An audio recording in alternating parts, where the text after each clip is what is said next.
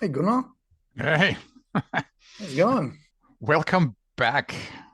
Feels like forever. It I feels like know. forever. Are you all getting nervous with me here from the recording, like some of our guests? I've forgotten what this show's all about. I don't think I've ever prepared for any of these ever. So why would I change now? I had this idea that I have in fact, I will pull it off. Yeah, I'll cut this together where I say welcome. I can actually try it. Uh, Hello and welcome to the Below the Surface podcast. And I have a huge surprise for everybody because guess what? I have a co-host. His name is hey. James Hammond. Can I introduce you to my long lost friend, boss, and co-host, James Hammond? What have you been up to, and what happened? I'm still here. We've just been absolutely swamped like over the last couple of months now, haven't we? And look, people may or may not have noticed we've kind of dropped the frequency back a little bit, just because we've been so under the pump, both you and I, in the last month or so, that we just couldn't keep up. I know. I just look.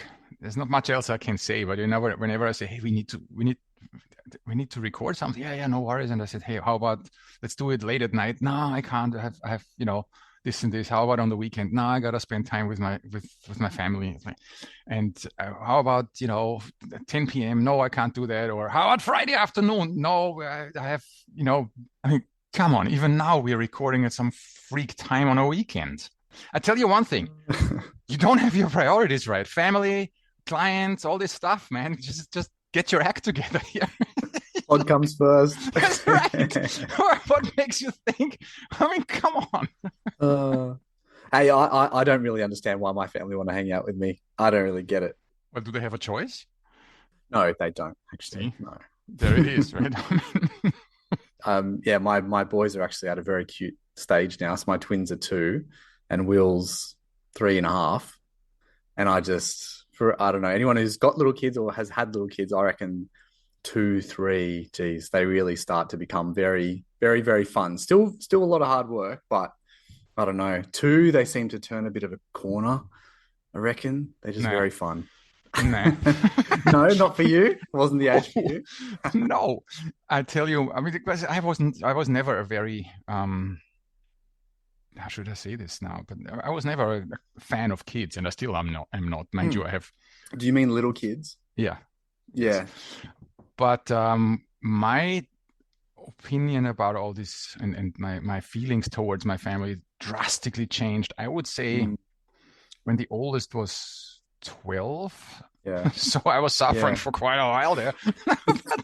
That's a long No, but stint. um, yeah, gosh, Yeah, gosh, do I love having them around now. It's just yeah. amazing. Yeah. Well, I mean, they're young adults now, and they're sort of Well, you. 18, 20, and 23. We might talk about this more on an episode in the future about juggling parenthood and working, and I'm only at 3.5. I don't really know what comes after this, but I'll tell you what, those first 2 years are just brutal, Mhm. especially when you have little kids all close together. Oh, yeah, it's the lack of sleep. They could have 20 tantrums in a day, and they just have to do one sweet thing, and it just erases everything else. Like it's unbelievable. The emotional hold that these little kids have over their parents is just is unreal. But yeah, it's fun. You're in a perpetual state of jet lag, I have to tell you, right? Oh yeah, This is like, it's good to be back. yes, it is good to have you back. See, I need you back because poor Linda in the last episode, Linda Apthorpe. I mean, you were not there to hold me, to rein me in. Turned out to be a very popular episode, by the way, with It Linda. did. But Yeah. the poor Linda, she fell victim of my propensity, or how do you call it, of my tendency to lose it. And what made it into the public recording is What? nothing in comparison of what I cut out. So she's just shell shocked from the She was a interview. little bit shell shocked at me going off. Oh man. So, Linda, if you're listening, I apologize again. We're juggling this, and look, we may get back to it. We may do this more frequently in the future, but yeah, for now, it's working for us and just allowed us to at least get content out. Because the thing is, I'm sure you feel the same, good. Like I just constantly have things that come up in my head, and I'm like, geez, I want to talk about that on the pod. I could do a pod every week Yeah. in terms of ideas and stuff that I want to talk about and people I want to talk to. Yes. We just simply cannot deliver that as much as I would love to. Now that we've reached a certain amount of, I don't know, I wouldn't call it fame, but in our industry, there's a lot of people in our industry listening to us. And the single most asked question to me is how do you come up with all the subjects? And I'm like, man, guys, this is this is easy. This is so easy for us. I mean, we have content written down for years and in my head for another few of them. We've got a shared OneNote that is just overflowing. Like, we could literally do an episode every week for the next 2 years and still not get through all of our all of our little bullet points that we've got in there to talk about. It's unreal. Just as one thing before we get into it, do you want to talk about the PFAS NEMP leak, or is that too? No, that's perfectly okay. I thought it sounds a bit cute to say that it was leaked to us. That's kind of cool. We're like the Guardian. No, but you know what? You want to hear something? So as I CC'd you, I immediately pass it on to, and this is of interest to you. Yeah. So I passed it on to him, but I thought that he's a principal of one of the best known consulting firms here in Sydney, so surely he would have heard of this. Yeah. So is he an auditor? No, he's not. But they have auditors on board. I mean, they are one of the number one firms in Sydney, right? And he says to me, "Thank you so much. You are my only reputable source of up-to-date information." Oh, wow. I'm like, really? And I'm thinking, so we're talking here about some information that was leaked to you, Gunnar. I just like saying that. It makes us sound cooler than we are. One of the auditors passed on a letter that was sent to them by the EPA regarding PFAS, because the NEMP, the National Environmental Management Plan for PFAS, has come out, version 3. Then the EPA via the auditors said, hold on with implementing version 3. 2 is the one that stands. Today I get a letter via an auditor from the EPA saying, releasing one statement where they basically clarify that NEMP version 3 is in the process of being implemented step by step. Yeah. But very, very importantly, they also clarify, and this is amazing, as if they had listened to Elizabeth Wild and us on the podcast here, where we talked about the duty to report and how PFAS doesn't fall, strictly legally speaking, doesn't fall under the duty to report because it wasn't part of. Why did that come in? Because it wasn't part of the NEPM. It's not identified in the guidelines, the duty to report guidelines, I think. And the EPA clarified that. And basically, they say, here we go, reporting obligations for PFAS under the CLM Act, Contaminated Land Management Act, 1997. In general, the presence of PFAS does not mean that a site must be notified to the EPA under Section 60 of the Contaminated Land Management Act. The duty to report is not intended to capture the notification of widespread diffuse urban pollution that cannot be attributed to a specific industrial, commercial, or agricultural activity. Yeah. Wow, that is unusually clear. Love the clarity. For the EPA to say that. And hey, good on you. By the way, EPA, that letter doesn't need to go, of course, it needs to go to the auditors and then you tell them to distribute it. But that needs to go on your update page that you have implemented already. That's something that environmental consultants need to know about, not via the grapevine. I agree. It was a really nice, clear statement, but I'm with you. I'm like, the EPA has gone to the trouble of forming this position, but I don't understand why it would be circulated so narrowly to just the auditors. They would only be involved in a small proportion of the overall number of contaminated site assessments that are being done. So yeah, it's got to trickle down to everybody else in the industry who's doing this stuff. It should be released in a public way so everyone can access it, is what I mean. The current approach is that it's somehow meant to trickle down through word of mouth and on the grapevine, like you said, which is, in my view, is just, it's not right. it is really weird because, I mean, if Kim Kardashian drops one of her fake eyelashes, everybody knows about this immediately. Mm, If the EPA releases a statement about PFAS and the duty to report, which is kind of, one could argue in certain circles, more important than Kim Kardashian's eyelash, totally. we rely on Chinese whispers. That's right. That should not be the case. And look, I mean, the website looks nice and streamlined and looks good. But certainly this is the perfect thing that should go on there. A major policy clarification that says, hold off on implementing NEMP 3.0. It's major. Like everybody needs to know that directly from the regulator. Yes, that would be kind of Could be kind of important to important. know. Yes, it would be. Yeah. But mind you, a lot is missing. Like the Oxy paper, so the paper of the offices of the chief scientists is not on there.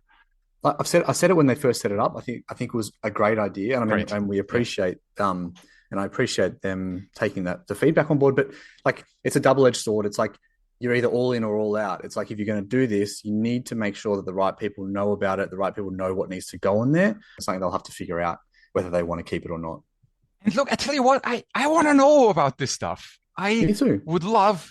There's nothing more important and more interesting, actually, Yeah. honestly, than hey, what's your official statement about this? What's the Yeah. take on this? This is classic me to just, as soon as I come back into the pod after a little hiatus, and my first point is just to have a go at the EPA. And that's not, if it's coming across that way, it's not my intention. I just feel like this is pretty simple stuff. And the EPA is doing all this good work to come to these positions, but they are not communicating properly. This is just about simple communication to their stakeholders. That's all it is. Yes. Yeah. Hey, so much for Anyway. for you holding me in check with rants. It's like, Yeah, I'm meant to be the handbrake here, Gunnar, yeah. and I don't know what's going on. You mentioned before that we are notoriously bad at preparing for episodes. Indeed. This one that we're doing today is the, with a distance, most researched and most prepared that I have ever been. Yes. And I am very, very serious. I have spent, I don't want to know how many hours I have spent on this. Not necessarily this podcast episode, but this question on that issue. subject. I have spent a lot of time. It is definitely one of my points of interest. The knowledge in that area that I have has actually caused me quite some grief in the industry. I have, as a direct result of what I'm about to tell people here now, it has cost me a lot of grief professionally. But I'm not backing down on this. This is not me. So it's called the duplicate. As part of any sampling process, there is a certain amount of quality control that you have to implement. Okay, and the NEPM, the National Environmental Protection Measure, is quite clear of what needs to happen. Also, the Australian Standard 4482, I think it is, outlines some quality control procedures that we need to put in place. Amongst them is that duplicate samples need to be obtained, submitted, and evaluated. Okay. For this purpose, for the purpose of this podcast, let's talk about field duplicates. So duplicates that we take in the field. I give a definition that I have stolen, or I'm hereby not stealing it anymore. It's from Charles Lee, the Environmental Engineering Dictionary. What are field duplicates? So here we go. They are two independent samples collected as nearly as possible from the same point in space and time. The two samples are collected from the same source using the same type of sampling equipment. Each field duplicate is collected and stored in separate sample containers and transported to in the same shipping container. Now, okay, this is already getting boring, but ultimately we take the same sample twice in the field. They are also often called splits, replicates, although there is a fine difference between them. But for all intents and purposes, when we say duplicate today, we are talking field duplicates where you take the same sample, put it in two different sample containers and send it off to the lab or labs. More on that later. Yes. Very, very important. We don't know the actual concentrations of the contaminants in those samples. Yes. That's why we send it to the lab. Yeah. So the question is from me to you, James, and I'm putting you on the spot here, see if you pass the exam. Uh-oh. Like, why do we take duplicates? What's the point?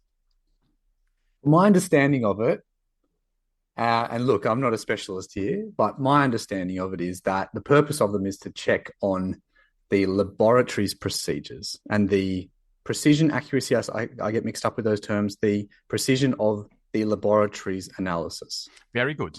Wow, you passed. Okay. First of all, so when we say, yes, there's a difference between accuracy and precision, let's not get into this. From now on, let's not use precision anymore. Let's just use the word repeatability because that's the same thing. So it is so much easier when we say repeatability. So ultimately what we are trying to do, we take a sample twice and we send it to the lab and say, analyze this. Neither the lab nor we know the concentrations in there for whatever we analyze for. Yes. But the reason why we do it is the lab better come back with the same results twice, right? Yeah, that's ideally what we're looking for, is the exact same number for both the primary sample and the duplicate. Correct. And the NEPM, National Environmental Protection Measure, actually mentions it twice. So the first time it mentions it is in Schedule B3. That's the one, guys, where that deals with all the lab methods, where it says field duplicates provide a check on the repeatability of the laboratory analysis. Fine. So, and they also mention it in Schedule B2, Section 5.4.3, where they say the field duplicates are to determine the precision of the field sampling and laboratory analytical program. I'm already having a problem with these two. As close as they sound to be, they mean totally different things. Because if you are checking on the repeatability of the lab analysis, that's one thing. If you're trying to check on the repeatability of the field sampling procedures and the laboratory, you're running into troubles, because how are you going to check on two things at the same time? That's right, yeah. But look, that's what the NEPM says. Yeah. So again, we take duplicates, the same sample, sent to the lab under different names, by the way. That's why they're called a blind duplicate. And hey, dear lab, give me the results, and they better be roughly the same. Okay. Yeah. Can I take you on a sidestep here for a second? So you mentioned Will being 3.5. Is he? Does he count already? He counts to 20. He can count. He can even count in Italian. Yeah. You're not helping me here. I need one of your kids to be able to count to at least 100. Anyone? Okay, that's a challenge. No. But let's just say they could. Let's assume Will, in a year from now, he can actually count. So he's all proud and he can count. And you say, oh no, let's check on this. Okay. So you give him a jar full of marbles and say, how many marbles are in this jar? And he counts them and he comes back and says, that's 79 marbles. Mind you, you are lazy, or you didn't count them first, or there was no time, or it was whatever, for whatever reason. You don't know how many marbles are in there. So you do a repeatability check on him and say, all right, fair enough. You put the marbles back, hand the same jar to him and say, all right, we'll count them again. And this time he comes back with, say, 78. The question, of course, now is like, do we know the number of marbles in there? James, do you? Nope. No, we don't. We don't know. But is he good at counting? Well, that's another good question. It's like, I would say he's doing okay. Do we know how many there are in there? No, but we can almost certainly be of the opinion that we say we're in the ballpark here. It's most likely not 15 or 50 even, and it's most likely not 160. So when he comes back with 79 and 78, maybe we are in the ball. That's one thing we can say. Yes. But we will not be able to say anything else. Can he count? Does he know how to? We don't know. But in this case, he was quite repeatable. Yes. That's what we can say. Now, very important in this case, James, is that you give him the same jar for his two counts, right? Mm-hmm. Because because if you give him a different jar with a different number of marbles in it, and he comes back, the first one was 79 and the second one is 45. Mm-hmm. What can we say now? Can we say that he's in the ballpark? We don't know. No, we can't, because we have no idea. Can he count at all? We don't know. Is it likely to be between 45 and 79? No, he could be just completely off the charts. Yeah. It could be 15, it could be 150. We don't know. If we don't give him the same jar, there is nothing. We cannot say anything about this experiment. That experiment was completely futile. Okay, it had some entertainment value, right? But it has no value other than that. That's right. So if you, and here it is, and I have this in our show notes here, big, bold, red, right? If the two jars you give Will are not identical, you are wasting your time. Yes. This is a senseless experiment. Yes. Entertainment value aside, right? It's like, all right. I hope this drives it home. Yes. And I think I can see where we're going with this, Gunnar. You can see where we're going? Yes. Okay. So for duplicates, let me just say one more time. Let me just repeat it back in my words as well. So yes, for a field duplicate to provide any value, the two samples or the two jars provided to the laboratory must be identical. Not similar, not anything like that, identical. Yes, otherwise forget it. It's like you cannot say anything. People can probably guess where we're you're jumping the gun here. You're taking my my stage entry. I won't steal the thunder, don't worry. Let the tension build. So James, I put you on the spot again with questions. And don't worry, if you don't answer it right, I'll cut it. But what's the single, I mean, this is easy. What's the single most common contaminants we always analyze for? I mean, what are the usual Here suspects? in Sydney, heavy metals, hydrocarbons, PAHs, PFAS, sometimes pesticides. Yep. That's probably... You missed a really important one. And our favorite, asbestos. Yeah, I would say, 8 out of 10 times, that's what you go for. Yeah. So so that was easy. I warmed you up here. Yeah. Oh, and VOX. I don't know if I'm confusing things by talking about VOX, but maybe we can... volatile organic compounds. Yes, that one as well. But yes. Maybe we'll comment on that later. Now, what do we know about the contamination distribution in soils of these contaminants? In other words, do they have a certain affinity to certain soils or not? What do we know about this now in rough terms? Yeah, I'm just going to, in the layman's understanding of it. I mean, I don't know the sort of chemistry and stuff around it, but what I do know is that for various reasons, different contaminants are distributed in different patterns throughout soil, throughout like a solid matrix, right? And we've mentioned this before.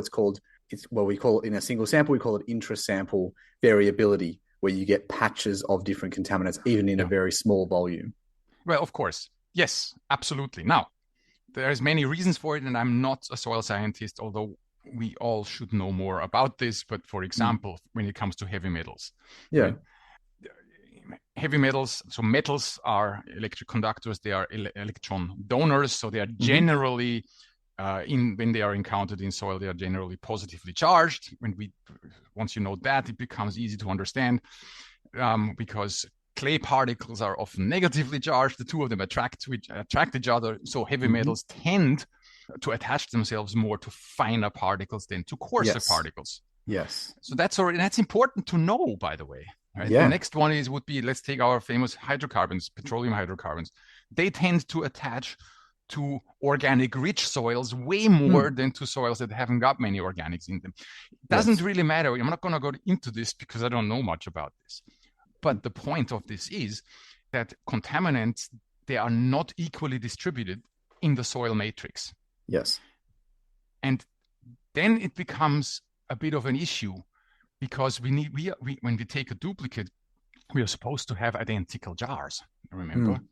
Even the PAHs, these polyaromatic hydrocarbons that we deal with in Sydney all the time, all over. We have ash material that came from gas-fired power plants and from gasworks in the early 1900s and late 1800s, and we find this stuff everywhere.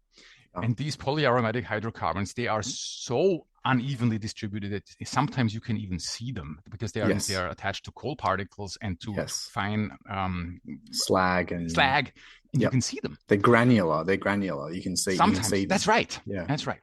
So the bottom line is contaminants are not evenly distributed in our soils. In fill material, so when we are talking fill, anything that has been brought in the last, say, 150 years onto a site. And kind of mixed up in the process. We all have seen it. There's all sorts of stuff in it, from rocks to rock fragments, brick fragments, timber, plastic, terracotta, sandstone, concrete, metal pieces, wires, and all sorts of stuff is in there, right? Yeah.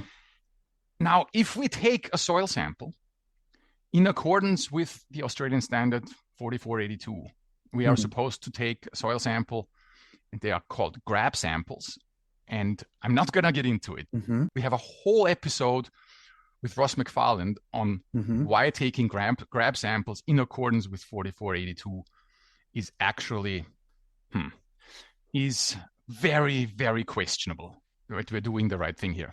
Is it representative? That representativeness is just not there. A big question whether it is representative of what we're actually sampling. Yeah, that's by the way, representativeness is another big point in quality control, which we're not addressing today. No, because that's very much in relation to the field practices and the sampling design and all that sort of thing, which is totally different to what we're talking about here. Yeah. So let's assume that if we sample in accordance with 4482, and we take a duplicate in accordance with 4482, we are supposed to use a riff. Yeah, a little riffle box. A little riffle box, right? Which, first of all, I have never used. Oh, I mean, I've used them, but it's... Okay. You've got a point here about, about their limitations and issues around volatiles and that sort of thing, which is a fair point. Yet another issue here. And can I just the purpose of a riffle box, I mean, really what we're talking about there is homogenization or an attempt to homogenize, right? That's the duplicates, right? So you're supposed to take, in order for these samples to be identical in those two jars, you're supposed to homogenize them. Yes. What I'm claiming here, even if you do it in accordance with 4482, you cannot create two identical samples. It's just not possible. A riffle, even putting it through a riffle box, is not sufficient to homogenize, and it's not, and it doesn't work for certain types of soil and certain types of materials or waste materials, whatever it may be you're sampling. It doesn't work in a lot of cases. Yes. So if the soil is slightly clayey, which, hey, guess what? It almost always is. Forget it. It's not going to happen. Fill material that has all sorts of stuff in it is not homogeneous at all. You cannot make two identical samples. So even in the most ideal situation, so let's go down to botany, the botany sands. One would say that we could do that. It's easier to duplicate botany sands. Yes, it is, but no, you can't. You are not accountably creating identical containers. You're not. From a physical perspective, it's easier to handle sand, and you could use a riffle, and you could go through a whole bunch of different methods to, in theory, homogenize. But what you're saying is there's no accountability of that. You still don't know for sure that you've homogenized it and what the concentration of contaminants are. You're in the field. It's raining. There's wind. There's everything else. Everything is against you. It's a non-controllable environment. Right? Then it's in the jar. All right. Then the next problem starts. Who says that this jar gets transported in the same way? Right. Some of those sample jars may be on top of the esky. Some of them are in the bottom of the esky. That is a difference, right? They get shaken differently. Some may lie on their side. Some may even be in there because they fit better upside down. Yes. They are not transported identically. So from that moment on, you are out. It's no longer an identical sample. Yeah. Takes me back to Will. If you don't give Will the same marble jar twice, your experiment is useless. Yes. If you don't submit identical jars to the lab, the whole experiment, the whole duplication process becomes useless. Yeah. You are wasting your time. You are Yeah. wasting your client's money. You are wasting the laboratory's resources. You are wasting reporting time. It is an absolutely useless exercise, Yeah. no matter what the NEPM or Australian standard says. Yes. Yes. This is scientifically not tenable. If I could just interject again, I guess, yeah, what we're saying is that one of the procedures we're meant to follow here, it's not possible. It is not achievable, Yes. right?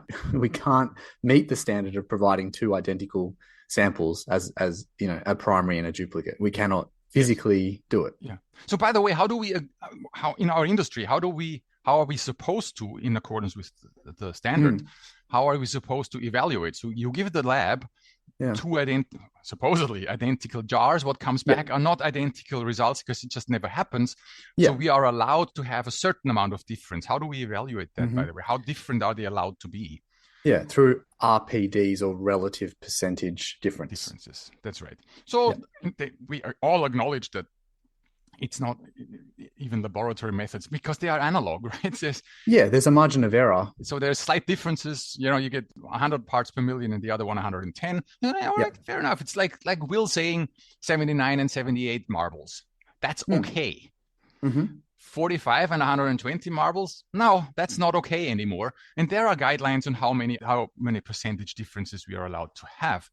So, but the problem that I have is that when I read reports, then what happens is that people take duplicates, submit them to the lab, and when the RPDs, so the relative percentage difference, when they all are neat and tiny and they are basically the same results, everybody says, "I mean, look, we are so good. We've taken duplicates. Our quality control is just awesome, and the results are accepted." If in the same site, or if someone comes along and the RPDs, the two samples are suddenly too big, they have 60, 80, or 120% difference in the RPDs, people say, "Oh, well, you know what? That must have been a heterogeneous material." and hence the difference in results, and the results are accepted. So it's basically a win-win situation. There's nothing that can go wrong, except for that you've just made a fool out of yourself because you have completely missed the point of a duplicate, right? Because you, from the very beginning on, set up an experiment that's not an experiment. It's just a waste. Well, yeah, and I mean, geez, I just find this so, I don't know if amusing is the right word. Like, you see this comment in reports all the time, right? And look, and I've written it. Like, I have written this comment in reports as well. We're not saying that we're not, falling into the same traps that everyone else is, but like you said, in order to comply with the NEPM, we have to follow this process of submitting duplicates. And yeah, like you said, what happens if you do get a bigger than the normal RPD? Well, you've always got the option of running it more, and that's a whole nother thing. But that comment that, oh, well, of course the RPDs aren't different because it's heterogeneous material. It's like, well, why did we even do this in the first place? Exactly. You shouldn't have done it in the first place, right? Yeah, it's a very strange comment, and one that I'm guilty of saying myself. Yep, everybody does it. Well, see, that takes me back because it's in the NEPM. As a result of that, it's in the law, right? Yeah, it's like, well, and you know me, you know how much of a problem I have with following rules that don't make sense. Do it. Bullshit laws. I'll say it. Yeah. How much of a problem I have with following laws that don't make any sense. Yeah. I have a real problem with that. And so you should read if you read my quality control sections, yes, I take duplicates, and yes, I report RPDs. Yeah. But right after that, I say, guys, trust me, please do not put any weight on this. This is nonsense. This is scientifically unacceptable. I like your QA/QC sections, Gunnar. Yeah, thank you. you have a nice explanation afterwards, and it's hey, you're just being real. You're just being real about what the situation is. Yes, thank you. Yeah.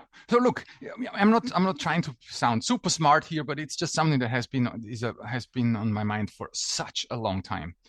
Yeah, and I mean, and I should just note. I mean, you talked before about how much prep you've done, and this has been one of your babies, over Oh yeah. a number of years now, right? That you've been investigating this, and me, I've been on the sidelines, kind of watching and with interest. And it's not like we haven't tested this and kicked this around for a long time.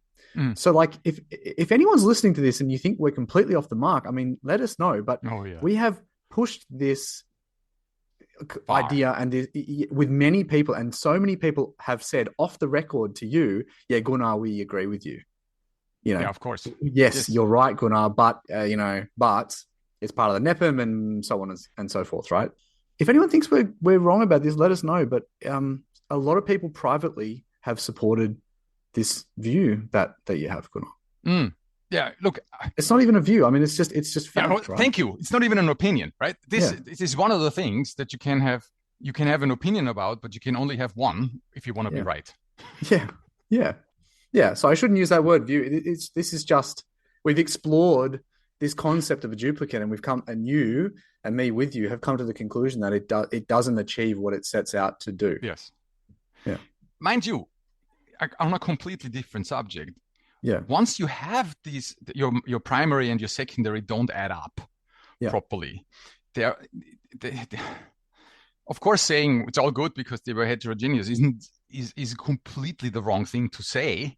mm. Although you may be right, they most likely were heterogeneous. Yeah, But it should trigger yeah, another. There should be a follow up on this, which we never yes. do. That's the problem, right? Because if the duplicates aren't fit for purpose, they can't they can't prove what you set out to prove, which is that the laboratory's repeatability is good Yes. or within the acceptable range, then yeah, like you said, you should then implement some other approach to demonstrate that in Right. order to uphold your data quality objectives and what have Yes. you. Yeah. The new sampling design guidelines part 2, which has been Yeah. widely ignored, actually goes Yeah. into this a lot. That's Yeah. a different, yet another podcast that we need to do. Oh yeah. So, James, you have the duplicate, and you have, say, one result is 2 milligrams per kilogram, and the next one is 7. Mm.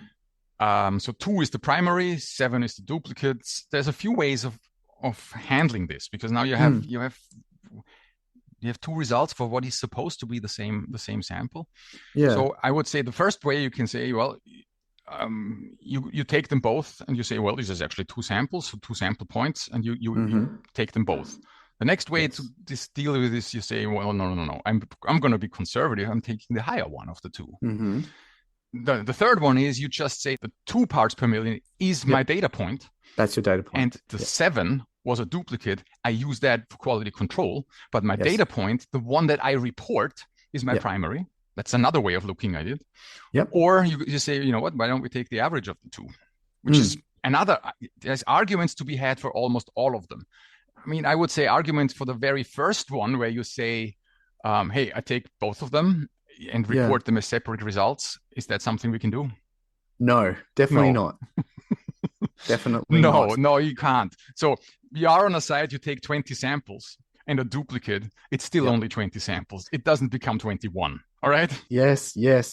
Can we please just hammer that home? I see so many reports with data tables where 20 samples are 20 samples plus a duplicate, and they have 21 lines in the data table, and they include the duplicate as a result in their statistical analysis. It's not it's pseudo replication, and it is not. It is a huge no. I mean, it is just, if someone does that, my God, you don't know what you're doing. This is terrible. I almost didn't include this because that's just really bad. But it happens a lot. I see it a lot in reports. We've had arguments with people about this. When you say statistical analysis, right? So there's a little bit of mathematics, but we sometimes calculate not only averages and standard deviations, but we also calculate upper confidence levels. Ooh, it's getting really complicated now. But all these calculations have the number of samples in them, right? And when you when you take 20 samples plus a duplicate, your n, the number of samples, remains at 20.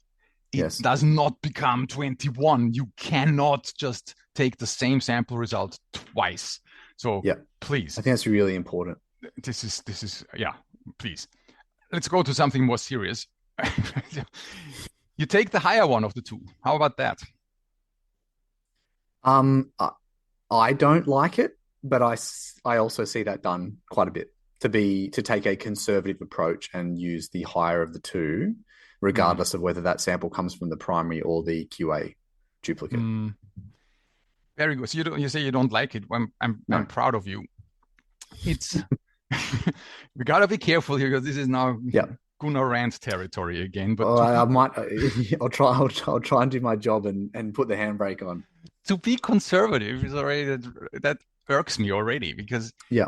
whoever came up with the idea that we have to be conservative for starters, right? No, no, no. You are a Hmm. consultant. You are not supposed to be conservative. Your job is to be representative.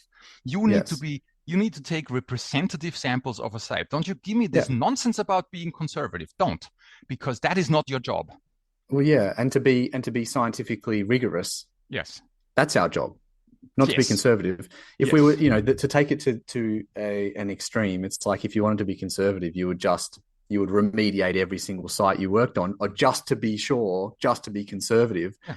just in case there was any contamination there, right? But Yes. that's not what we do. We No. take a risk-based scientific approach, and yeah, I think to arbitrarily pick a data point Mm-hmm. like that. Mm-hmm. And that's what it is. It is introducing bias by arbitrarily choosing which point you're going to use. Is unscientific, Yes. and I don't think that's what we should be doing. Look, I totally agree with you.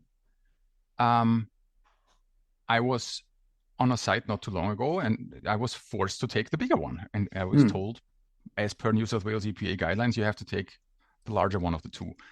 Which guidelines were they, Gunnar? I asked the same question. I Hmm. asked the same question. I said, "Hey, really, with all due respect, but what EPA guidelines Yeah. are you referring to?"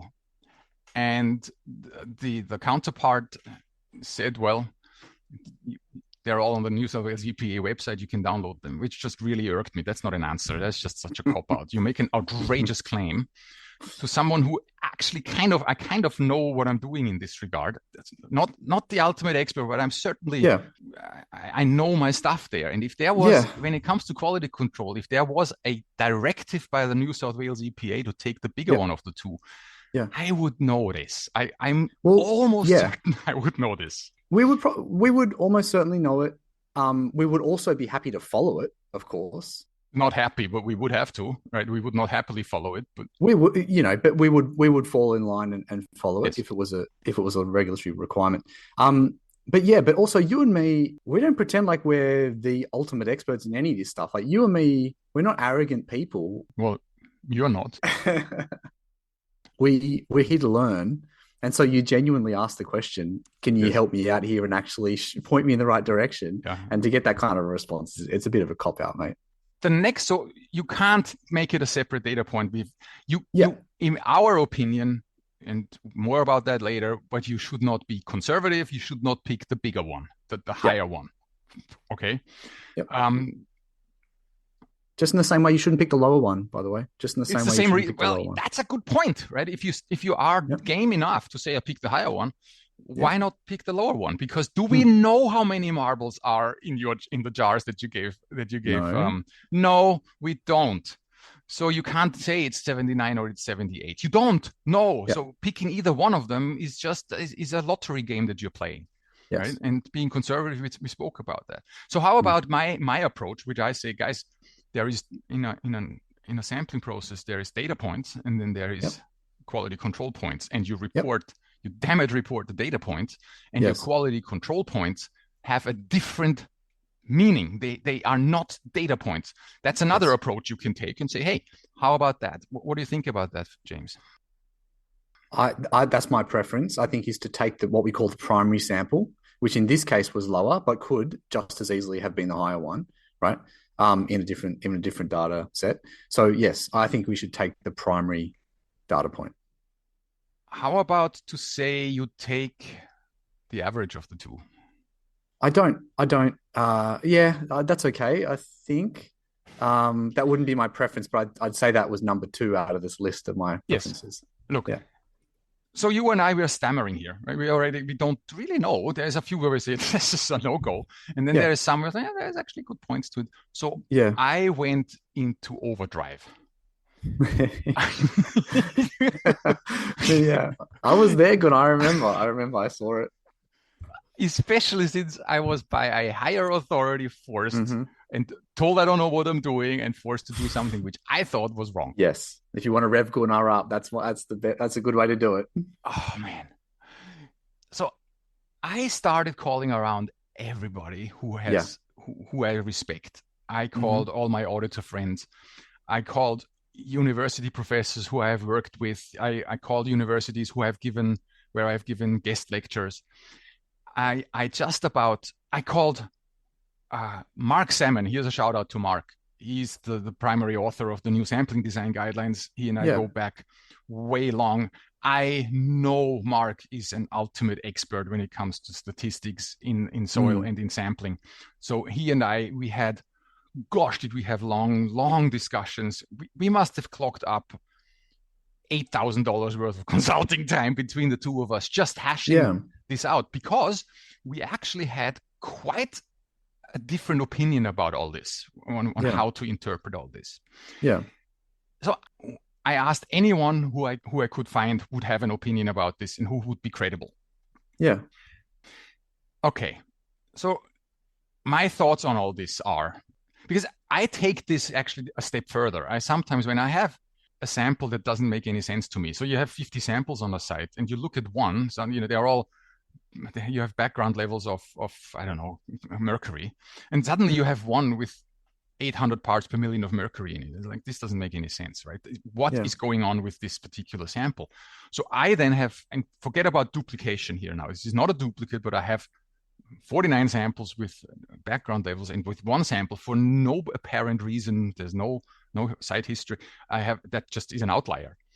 Mm. I then go and ask the lab to reanalyze that sample a few Mm. more times. So in other words, Yeah. they go back into the same sample jar and take another 5 grams, another 5 grams out. Yeah. And then I have 4 or 5 results for the same sample jar.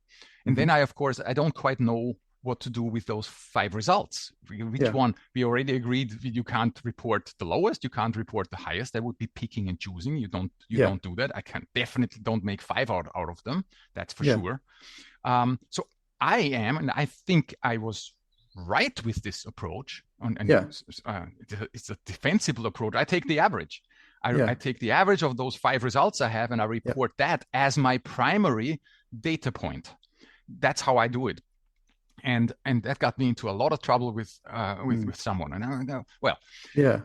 um, I compare it to when say there's a room full of people. There's 100 people in there, or Yeah. however, right? And I ask you, James, Yeah. give me how tall on average are those people in that room, right? Yeah. And you're only allowed one. You're only You allowed can one sample. You measure walk in there, one. grab a person randomly, grab Yeah. it out, Yeah. take them out, measure the Yep. height, and it's a meter 74. Okay, Yeah. fine. Now I allow you to say, okay, today is a special. It's your birthday. I allow you a second measurement. Yeah. So you go back in, grab a second person, and that person is a meter 87. Yeah. If I now this is not a duplication. Don't get me wrong. I'm not Yeah. talking duplicates here, right? No, I'm no, we're talking talking individual samples here. Yeah. individual. So Yeah. the same Primary room was samples. sampled twice. If I ask you what's the average person's height in that room, Yeah. Yeah. you are much better off guessing Yeah. by taking the average of those two people that you measured than taking Yeah. either one of the two. And if I get you 4 or 5 more results out of that room, you will be closer to the actual height of people, average height of people in that room. Yeah. And my argument is when I reanalyze a sample 4 or 5 Mm. more times and I take the Hmm. average of all those, it's the same sample jar. I want to know what's going on in that sample jar. What's the Yeah. average concentration in that sample jar? Yes. I have no problem averaging them and reporting that as one result in the average. Yeah. This is something people might remember came up as an issue with some of the media reporting around recovered fines last year. This is more on the waste side, not the contam side. This came up and it was referred to as retesting was the terminology used, retesting. And it was kind of The way it was reported was that there was some practices that by some operators where they would run exactly what you just said, take a sample, they got a result they didn't like, and then they would get the laboratory to rerun the exact same sample, take additional 5 gram subsamples out of it, run it, and then they'd pick the number that they liked out of that single sample, right? Which of course is a total no. It's a complete no, exactly what we said before. You do not get to pick and choose what numbers you like. Can't do it. It's a huge no-no. And I know it's being done all the time. Oh boy, is that bad. I mean, maybe not so much anymore that it's kind of out in the open, but yeah, certainly it was. And there was various reasons that have been given for, people felt justified in doing that, but whatever. I'm not going to get into all that. But my position is, and yours is too, I'm sure, Gunnar, you just cannot pick and choose like that. But yeah, so this was referred to as retesting. But, the other thing that came up when you and I started getting into this is like, I agree with you. I think that there's no issue with doing it in theory. I guess there were a few things that you and I came up with, I guess, to further justify the process. Because I guess one thing that was said to me was that, well, the trigger for us doing this, for running a sample additional times, was an exceedance of a threshold. Okay, so hang on. I got to stop you there. Yeah. I need to clarify. When I'm rerunning my sample and then taking the average, I am at no time ignoring a valid point. Yes.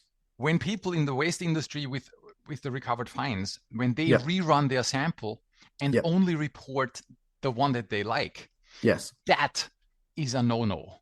Yes. You cannot take samples and ignore some of them. You can't. Well, you can, but that is not defensible. What I am doing is I never hide what I'm doing. I am genuinely trying to get to the bottom of it and say, what's the average concentration in my jar and not in the 5 gram that they took out. It's a huge difference between the two of them. Exactly. And sorry, I'm jumping around a lot, but to take people back to the marble example, right?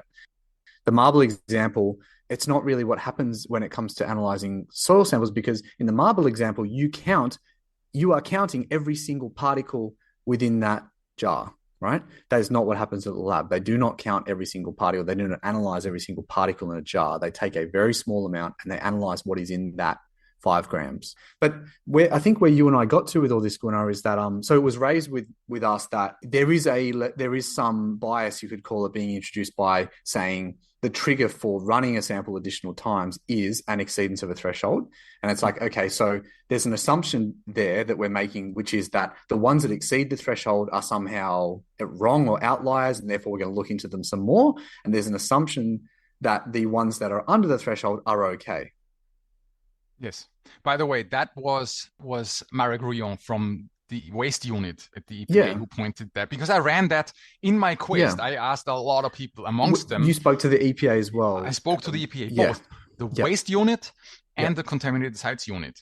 And I got 2 different answers, by the way. And I don't want to jump ahead now, but just to make this perfectly clear, both units of the EPA categorically told me, no, there is no directive and there is no guideline that requires you to take the higher of the 2 results. Yes. The waste unit with Marek Rouillon, Dr. Marek Rouillon, I have a lot of respect for him. I've read his papers. Yeah. Here is a scientifically minded and educated person talking to me, and that was awesome.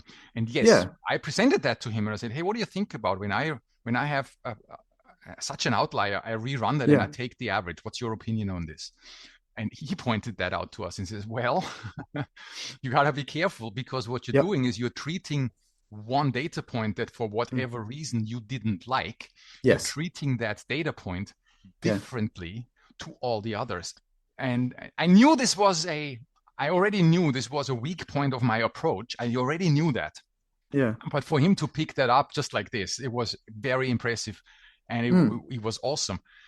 But that made us rethink about it again and add another piece into this, which is that, and correct me if I'm wrong, Gunnar, but what we started doing then was like, okay, well, if we're going to make a decision to investigate an outlying high result further, investigate that sample further, well, we will if we're going to investigate the highest sample further, we will investigate the lowest sample further as well. And treat it equally. Yes. And treat it equally and run, say, the highest and the lowest sample an additional 4 or 5 times. Yes. And that is then trying to address that bias that may be introduced. So Correct. if we were luck, if the low sample in our data set was just pure luck that they got a small 5-gram subsample that was below threshold, if it was just luck and there were high parts within that jar, then the theory is, well, they should show up when you do some further analysis of it, right? So we're trying to balance out the bias by doing it that way. Yeah, we're going to the left of the bell curve and to the right, and we treat. Now, is that ideal? It's better than only taking the right-hand side of the bell curve. Is it ideal scientifically? No, because we're still picking and choosing. Yeah. But suddenly, commercial interest and time comes into this, right? But I can't run all samples 5 times. If we take this back to what is the core issue that is causing this whole situation, right? The core issue is intrasample variability. So variability within an individual sample. And really, the solution to that really would be to achieve perfect homogenization of a sample so that no matter what little bit of it you ran, it's going to be representative of that jar. Yes. Okay. We know how to do that, by the way. We know how to do it. It's just that, and look, this isn't a comment. I feel like I'm the one who's ranting in this episode. Go ahead. I'm enjoying this.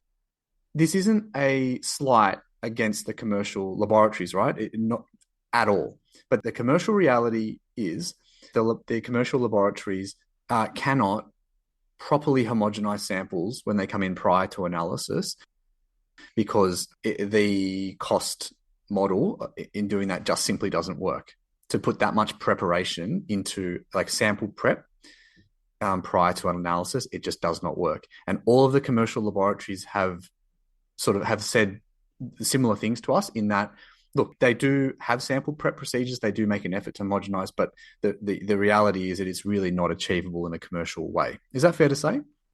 Yes, it also doesn't have to be the lab. It has to be the sampling methodology that needs to change. Yeah. And we've spoken about this with Ross McFarland. Well, that's it. And we don't do it either. There are methods of getting homogeneous samples. It's called the incremental sampling methodology, and it is well developed. We know about it. That would solve all this, but that's not what we're on about. We as consultants could also do this if we sort of invested in those methods and standardization and that sort of thing. But again, it's just not really viable. No, because you would be the only one out there, and you would be running against the grain, which exactly. And absorbing that additional cost and therefore not being as competitive, and we would cease to exist because of it, right? So that's the reality. So to round this off, because we're already going way over time again, going back to duplicates, not rerunning. Yeah, let's come back to duplicates. Sorry, that was a nice little tangent, everybody, on this. Rerunning of samples. Variability within a priority sample, right? But yeah, let's bring it back to field duplicates. So you have a duplicate that is different from the primary. What do you do? I would say we can do, there's all sorts of things. So I asked, after I asked everybody who I knew, I thought, okay, I'm going to call a big gun here. Right? Yeah. I contacted Deanne Crumling from the US EPA. I was ruthless. I found her email address, contacted her, and sent her the question. And she was very, very kind with me, and she responded. The problem with it is that Deanne, by the way, you need to look her up, but she is heavily quoted in the NEPM. She's heavily quoted in the new sampling design guidelines. She is a sampling authority. Oh yeah, without a question. Right. So unbelievable. Yeah. Deanne. I don't know how to pronounce her name. Deanne. I'm so sorry. I never managed to speak to her, but she's retired, and she was not too keen on coming onto the podcast at all. But she said, "Look, I'm happy to answer it in an email." So I will read out her responses to my questions. My first question was, hey, here in Australia, I read it so much that we take duplicates, and if the RPD, the relative percentage difference, is okay, everybody says we're great. If it's not okay, everybody says we're great because it was a heterogeneous material and we're all good. So it's a win-win situation. It sounds very scientific. and you pretend that you have implemented some quality control. Do you understand my problem? And the first thing she says, let me say here that a defined approach for handling the results of duplicates has not been developed in the US. So many US practitioners also handle duplicates results exactly as you just outlined. So we are not alone here in Australia. She goes on and says, in the field of hazardous sites cleanup, the scientific point of view takes a backseat to the engineering or business point of view. And here it gets interesting.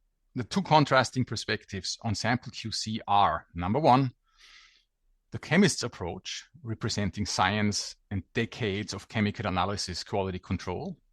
And number two, the engineers, those guys who run things in the consulting office and in the field, and who operate from the perspective of doing things fast, cheap, simple, and by rules of thumb, by cookbook procedures that let them use the least educated employees they can get away with.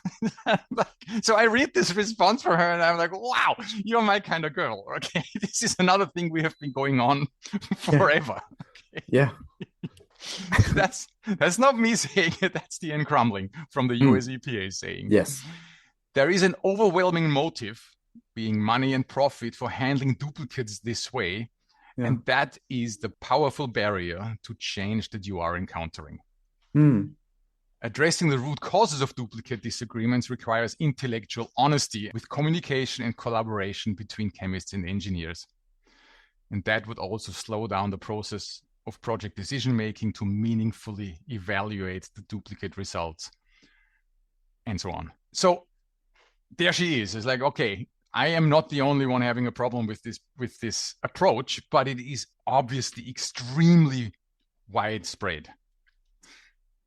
So I asked her, are purely scientifically speaking field duplicate results and primary sample results interchangeable? So in other words, so you have a 2 and you have a 7 on the primary and the duplicate. Can I report either one of them?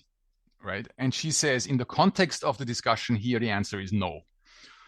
From a scientific perspective, the primary data point is what should be reported as the result. The duplicate is quality control that is used to evaluate the trustworthiness of the primary data point. Well, yes. There is our answer, basically, right? So it's you report your primary. The quality control is not your data point. That's a quality control point. Do you trust your data is the question that you need to ask yourself, but you need to report the primary. She goes on. It can be reported in conjunction with the primary, but should not be reported as if it were the primary. Simply replacing the primary with the QC result and treating it as the primary without making clear the provenance of the data point is a misrepresentation and distortion of the facts. It is intellectually dishonest. So guys, do not take the higher of the two. That's one reason, because you're intellectually dishonest. That's one reason. There's a few others coming, okay? So I kept drilling there, and I said, in other words, say the primary is 100 milligrams per kilogram, the duplicate shows 150. Many consultants will be deliberately reporting the 150 as their result for the sample. The reason they give is they want to be conservative. Yeah. Deanne, is that practice defensible? And here she goes. No. If they are, in effect, disregarding the 100 result and replacing it with the 150 result, that is a falsification of the data. Doing so leads the reader to the report to believe that there was only one result, which was 150. That was not the case. They are cherry picking the data. So there's the answer to the person who made me take the higher one of my duplicate. It is a falsification of data. And people feel like, they're doing the right thing here. And I understand it by saying, well, we're in the environmental space. We want to be conservative because it's, in theory, it's the best for the environment. So yes. I see where people are coming from, but it's just forgetting the fact that we're trying to follow a rigorous scientific process here. Mm-hmm. And we're not meant to introduce any of our own biases into that, right? Yes. So even if you're trying to do the right thing, you are introducing a bias by doing that. Yeah. Yeah. So Yeah, I get where people are coming from with this, but I do too. it's still wrong. I do too. I do Yeah. too. So basically, that's it. I don't want to go any further there. I asked her, hey, how about my taking averages of several reruns? And she says, yeah, Yeah. as long as you tell people what you're doing, you're perfectly okay doing that. Yeah. In fact, she almost lauded me for doing it, because at least I'm trying to get to the bottom of it. Yeah. One more thing, I also asked her about being conservative, and I gave an example, Yeah. because aside from the fact that you're not supposed to pick and choose, Yeah. and I know it's been going on for a while, but I need everybody to pay 2 more minutes of real attention here. Yeah. Okay, you take 20 samples and you have a duplicate or one or two duplicates in there. Yeah. If you are deliberately taking and say, I'm being conservative, I don't know if it's 2 or 7, Yeah. I'm going to take the 7. If you take the 7 deliberately and ignoring the 2, you are, number one, of course, increasing the mean, the average. And that's what you're trying to do with being conservative. And I'm drawing air quotes here. Yeah. Increasing the average and increasing the UCL, right? You are, well, that's what you're trying to do, right? That's where you're heading. You are trying to increase the average. And that's for sure you're doing this. If you take 2 samples and you increase them, you increase the average. But you got to be really careful, because what you're also doing is you're fiddling with the standard deviation of that sampling distribution. Now, the standard deviation is a measure of how scattered and how far away from the mean, how far away from the average these individual sample results are. Yes. And if you, please bear with me here. But if all your duplicates are below the mean, and you are taking the higher ones, you're moving them towards the mean. Yes. You are moving data points towards the mean. Yes. Which is equivalent to reducing the standard deviation. And if you punch that lower standard deviation, although you have a higher mean, oh gosh, this is difficult to explain on a podcast. Hard to explain without visuals, yeah. You end up with a higher mean, but a lower standard deviation in some cases. Yeah. Yes. Which in some cases may very much give you a lower UCL, upper confidence level. I think that's a really good point. It's such an important point. That's such an important point. I tried because Reese, our general manager, said, really? And I punched out 15 numbers out of the top of my head. Yeah. And I could replicate in the first go. Yeah. When you move two of those samples up towards the mean, you reduce the standard deviation, and the upper confidence level, although the mean was higher, was actually lower. So the bottom line, if you're trying to be conservative, you may actually decrease your UCL and you achieve exactly the opposite of what you're trying to do. Yeah, it's really, really important, isn't it? And I think it just it brings me back to the point where it's just, we just want to be working with our primary samples, because the minute you get in there and start making decisions like that, you can have unintended consequences. Yeah, careful. I mean, there's a reason. See, all I'm saying is, and this is what's so frustrating, and I sound so condescending now, but what you and I are talking about here is high school science. We're not talking cutting edge stuff here, right? Controlled experiments and only being able to control for one variable and not two, not the sampling methodology and the laboratory, right? Yeah. That is such basic science that if you put a duplicate sample experiment that we have setting up as per the NEPM, if you put that together as a high school experiment, they're going to fail you. I'm sure you would agree with me here, Gunnar. I think the thing that we found is that we're not saying that people don't get this, right? I mean, look, some people may not, but I think, for the most part, I think people in our industry understand that this doesn't make a whole heap of sense. Yes. What people are not willing to do is to A, speak up about it, and B, take any action to change the system that we're working in. I think a lot of people are happy to just roll with the NEPM and the structures that we have to work within, even if they don't make a whole heap of sense. Yeah, so, I agree with you. And we know why. I mean, it's hard. It's hard to change stuff. Yeah, your point is well made, and I think We acknowledge that a lot of people probably understand the issues with this, but very few people seem willing to push for change. Mm. So those of you who agree, still keep doing what you're doing because we need to. It's the law. Yeah. Gosh. But at least add a paragraph to your to your quality control section saying, "Hey, we do this under protest." I know better. That's it. And enough of that. If enough of us, protest through our reports and hey, maybe we get a bit of a critical mass going here, and we can actually change this. But who knows? But hey, Gunnar, Yeah. I know we are so far over time, Yeah, it's and terrible. look, maybe this is what the people want. We've had some shorter episodes. Maybe we need a long one. I don't know. Let me just. This isn't in our run sheet, right? So I'm catching you off guard now. Uh-oh. We've explained the problem. What is a potential solution to this?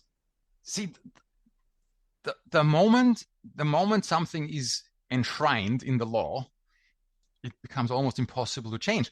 And that's my complaint about putting scientific moving targets into an unmoving law. That I don't know who had the idea that that's a great idea, but it's not. I would argue, and I have been talking about this for a while with auditors, I would argue that the creme de la creme of our industry, which is not necessarily only the auditors, but they definitely have the ear of the EPA the most. Yes. I would argue that a joint statement by all auditors saying, and I would be happy to word it for them, is like, the quality control in the NEPM is bullshit. Right? You can take that. Yeah, full stop. Not all of it, but the duplicates, yes. You know what I mean, right? Yeah. Joint statement where they say, guys, please don't make us enforce this, would be a big step. Now, of course, it's still the law. Yeah. There's a problem. I'm with you there. So we need that critical mass. We need the leaders in this industry to take this on board and run with it. Yeah. So let's say, dream scenario happens and we actually are reviewing the NEPM and reviewing the QA/QC processes in the NEPM. What is something that could replace the field duplicate process that actually would achieve what we're trying to achieve, which is to check on the laboratory's repeatability? And maybe I'll just say what I'm thinking, and maybe I'm not. Maybe I'm off course here.